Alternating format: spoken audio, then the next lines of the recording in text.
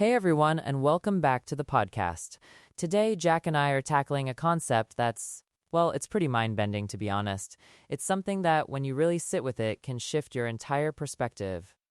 Absolutely, Jill. It's one of those what-if questions that spiritual traditions have touched upon for millennia, but often in veiled or metaphorical ways. We're talking about the idea that your soul, that deepest part of who you are, might not just be connected to God or created by God, but actually is God, the Creator, the source of everything.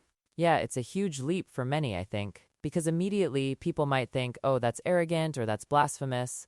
But let's really unpack it. What does that even mean, your soul is God? Right. It's not about claiming personal divinity in an egoic way, like I am God and therefore I can do anything. It's more about understanding our essential nature. Imagine the universe, the Creator, as an infinite ocean. We as individuals are like drops from that ocean. But here's the kicker. Each drop isn't just from the ocean. It contains the essence of the entire ocean within it. I love that analogy. It's like a fractal, isn't it? Each tiny part reflects the whole. So if our soul is this drop that contains the full essence of the Creator, it implies an incredible inherent power and potential within us, doesn't it? Exactly. It completely redefines what it means to be human.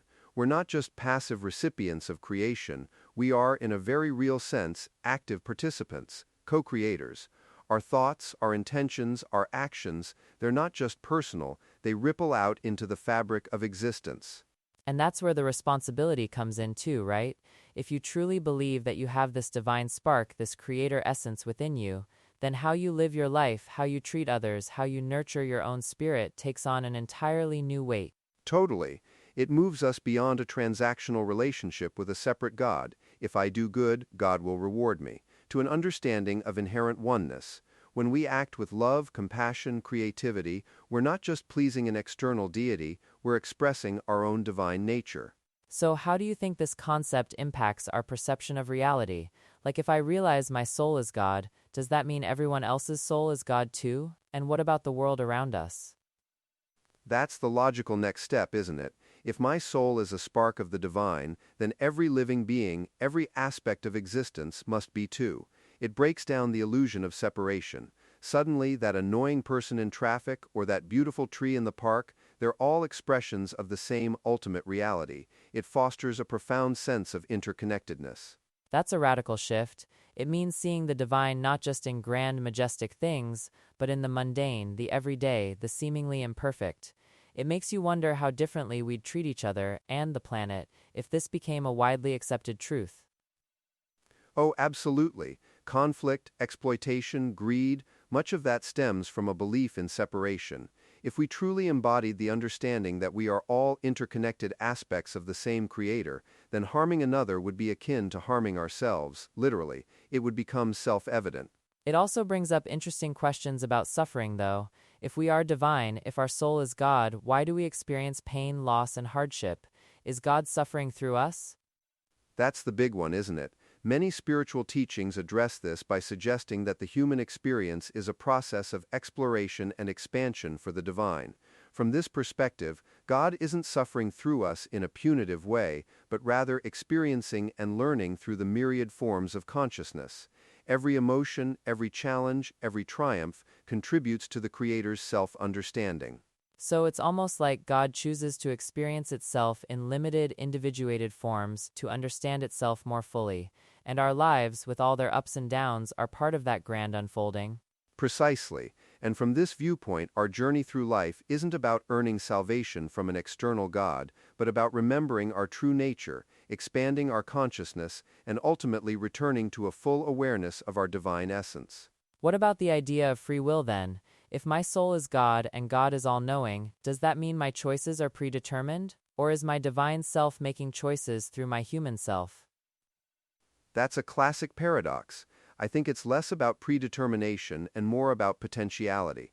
The higher self, or the soul as creator, sets the stage, provides the environment, and then, within that framework, the individuated self has free will to explore. It's like a parent setting up a playroom for a child.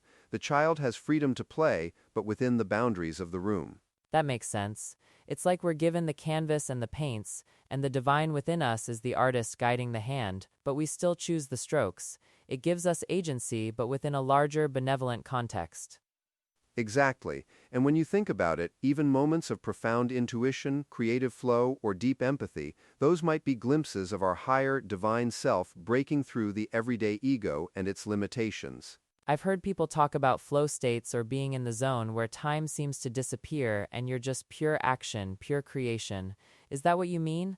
Like a moment when the human self really aligns with that divine creator essence? Totally. When you're in that state, there's no struggle, no self-doubt, just pure, effortless expression. It's as if the universe is creating through you. That's a powerful indicator of this inherent connection, this oneness with the creative source. So, if we were to try and live our lives from this perspective, what would be some practical implications? How does this change your daily routine or your approach to challenges? Well, for one, I think it cultivates a deep sense of inner peace and resilience. If you believe the core of your being is divine, then no external circumstance can truly diminish your worth or your essence. Challenges become opportunities for divine expansion, not personal failures. That's huge. It shifts the perspective from things are happening to me to things are happening for my growth, for my remembering who I truly am. It empowers you, really. And it also encourages self-love and self-care in a profound way. If your soul is divine, then honoring yourself, nurturing your body, mind, and spirit becomes a sacred act. It's not selfish, it's recognizing and respecting the divine within. It also could change how we pray or meditate. Instead of asking an external God for things, it becomes more about aligning with the God within, tapping into that creative power, and manifesting from that space. Exactly. Prayer becomes less about pleading and more about conscious co-creation. Meditation becomes less about emptying the mind and more about connecting with that infinite wellspring of wisdom and creativity that resides within. It implies a radical responsibility then. If we are the creator, then everything we experience, everything we perceive, is, in some way, a reflection of our own inner state, our own creation. That's a lot to take in. It is, but it's also incredibly liberating. It means we're not victims of circumstance. We have the power, the divine power, to shape our reality. It might not be immediate or always easy, but the fundamental capacity is there. So, how does one even begin to cultivate this awareness? It's easy to intellectualize, but to truly feel it, to embody it, that seems like a lifelong journey. It definitely is a journey. Simple practices like mindfulness, spending time in nature, creative expression, even just pausing to feel gratitude can start to chip away at the illusion of separation. Anything that helps you connect with that deeper, non-physical part of yourself. And perhaps challenging our own limiting beliefs about ourselves. So often we carry narratives about our shortcomings or what we can't do, but if we are divine, then those limitations are self-imposed. Bingo. The biggest barrier to realizing our divine nature is often our own mind, conditioned by years of societal programming and self-doubt. Unlearning those limitations is a huge part of the process. It also brings a sense of wonder to simply being.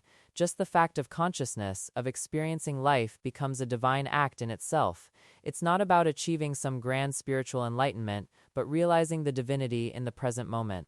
Exactly. The enlightenment isn't something external you gain, it's the realization of what you already are. It's remembering, it's waking up to the truth that the very breath you take, the very thought you think, is an expression of the Creator. And this perspective really emphasizes the importance of our inner world, doesn't it? Because if the outer world is a reflection of the inner, then true transformation starts within.